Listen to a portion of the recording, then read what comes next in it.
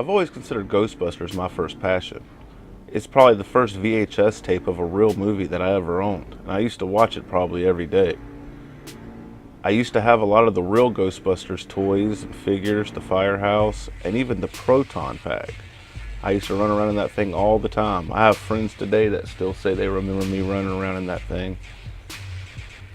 Back in 2009, after the video game came out, my passion got reinvigorated. I decided that I was going to finally make a real costume as close as I could. I wasn't exactly worried about it being 100% screen accurate, but close enough for people to tell, close enough to satisfy my desire and liking. But this isn't the story of the costume. The costume's only the first step. The end goal's always been the Proton pack.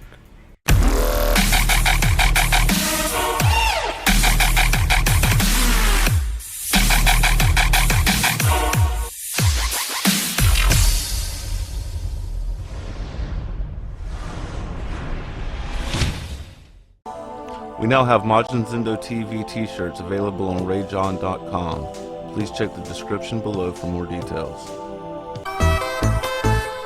This one's for the crew. Alright, so as I stated before, after the 2009 video game, I got reinvigorated big time. I got my costume ready, and I got everything else set up, and it was time for me to build my pack. And this was my first attempt and failure at building a Proton pack. Alright, so this is it.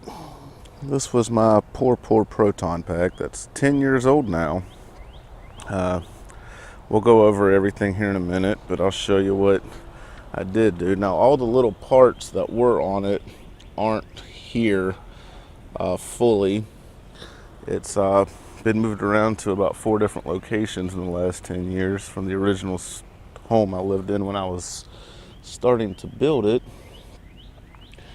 and it looks like it's in much distress. I guess we'll start with the body first. I started off by cutting out this template out of this pressboard, and found just odds and ends. My idea then was that if I could put the pressboard on an Alice pack frame, which this is a real Alice pack frame, that I could fake everything else. I didn't have a budget to build like a $3,000 pack like everybody else does, and I think I was a manager at a Pizza Hut at the time, so I didn't have much money after we paid rent, and this is up when I lived in Maryland. My idea was to fake it. So what I ended up doing was, this is like a big plastic cake pan that I put a pie pan on top of and drilled these holes out with these big washers. This is like red, some kind of like paper stuff, or it's like, I don't know, transparent, not transparent, but whatever you would call it. Just like this blue stuff. It's like this plastic blue. All of this was wired up at one time with a switch that did work. This was in here. Over the course of time, this thing's been thrown around and tried to bend. I've tried to store it in different areas, and to my dismay, this is about how it turned out. There's a lot of hot glue that's come apart now, and it would need a repaint, but it didn't cycle through the cyclotron, but all this did light up. When you clicked the button up here, this had lights behind it, LEDs and whatever I had at the time, and this did too. And it was running off of these batteries. I had another battery pack as well that sat up in here that could be changed out easily if needed. And it's just held to the Alice pack by zip ties and bolts at the bottom. So got windy all of a sudden. But yeah, so the gun, well, let's go again. This is just split loom. It's still got the split in it. I think I got this cheap at like Home Depot. There's the gun itself actually does come off of the pack with this little connector that I found. It just slides in At the time, I thought it was a decent alternative to the V-hook, the Dixie cup bracket, that at the time, like I said, I couldn't get. It used to have like a blue or a green wire that did come out of here that went into places, and there's all these little LEDs I stole off of like car chargers and stuff that used to actually light up before this thing got really messed up. And then I would take like heat sinks and stuff off of old computer parts and everything. But then I added this little hook here that allowed it, hold on, let me see if I can do this with one hand, that would move back and forth and allow me to sit this on my belt. So it would kind of sit on my belt when I needed to, when I didn't have it on here. So anyway, the gun itself is an amalgamation and Frankenstein of a lot of parts. The front part is off of an airsoft gun, which I used to have a plastic tube that stuck out the end, and the wire, the split loom just fell out the end, and it was all wired up to where the wire came through, and this little switch here would turn on, and you could see lights all in it. And these lights, this is broke. This used to light up. That's the inside, I think, of a actual car charger from like 2008. This was the hilt of a plastic toy lightsaber.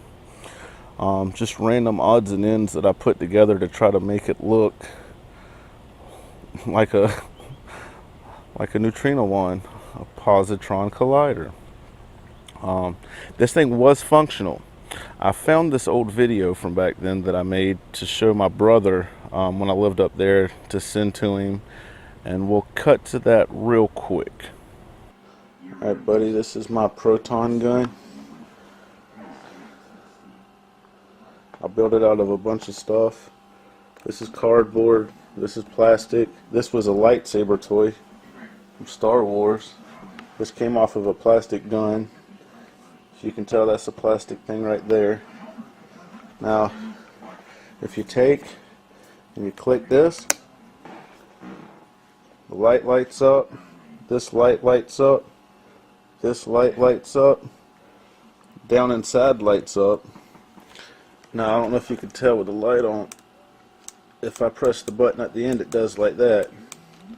Alright, I'm going to take you a video of it when the lights are off. Alright, you ready? I don't know how well you'll be able to see this.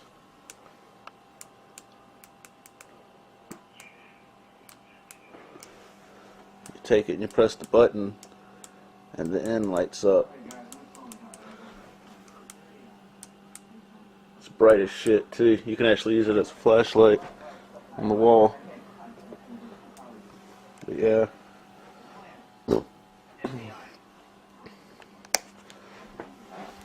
It's powered right now by 4 double A batteries and 3 9-volts. But when I attach the pack, this wire right here is going to come through this hose to attach the pack like in the movie. I'm going to run the wires up the hose into the pack where I'm going to have a battery housing, and everything's going to be ran from this switch. So when I turn the gun on, the whole pack will light up, because there will be lights in the pack too. Alright.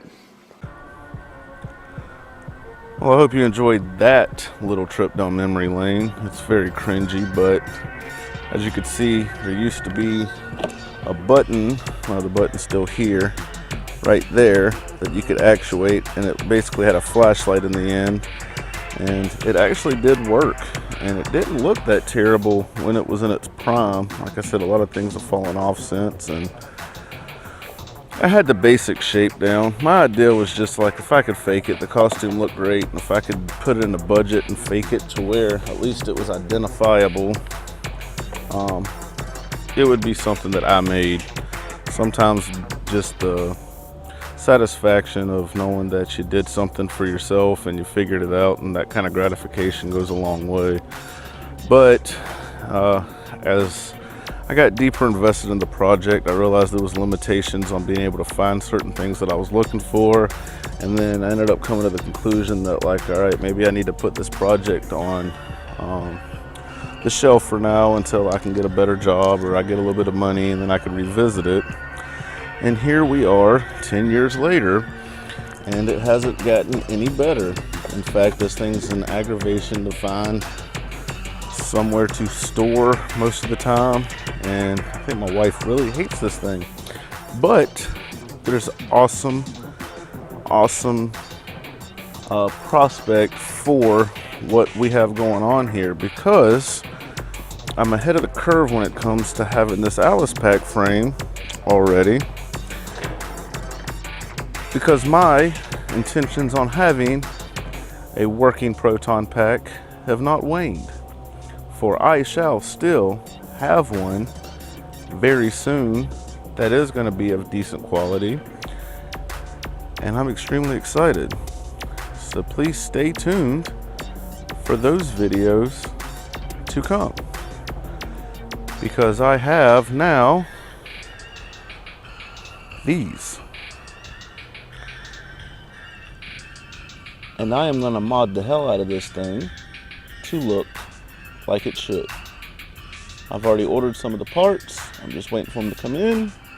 This was my birthday present to myself this year. So out with the old, in with the new. And I will be documenting my journey and finally having what childhood me would call the most important thing in the world.